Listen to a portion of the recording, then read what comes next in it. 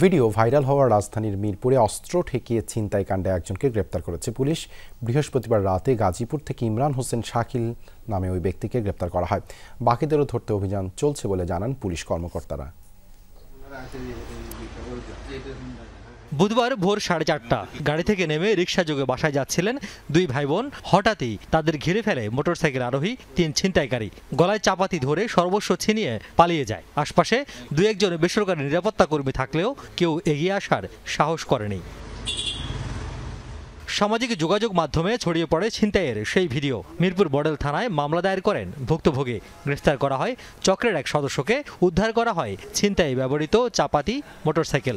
গ্রেফতারকৃত শাকিল পেশাদার ছিনতাইকারী বলে জানায় পুলিশ। প্রত্যক্ষভাবে জড়িত এবং মূল আসামি আমরা শাকিলকে, ইমরান খান সাকিব ওরফে শাকিলকে আমরা গ্রেপ্তার করি। যেহেতু তাদের চুরি মাদকসহ একাধিক মামলা আছে তাদের নামে, অতএব তাদেরকে বলা যায় যে তারা এই ধরনের কাজের সাথে তারা যুক্ত।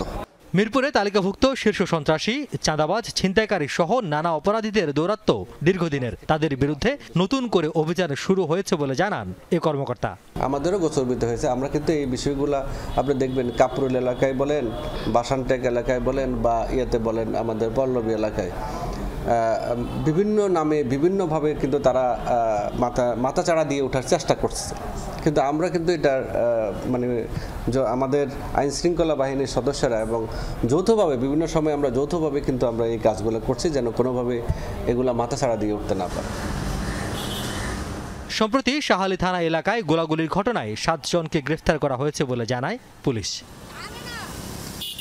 রিয়াজ রায়হান, যমুনা নিউজ, ঢাকা।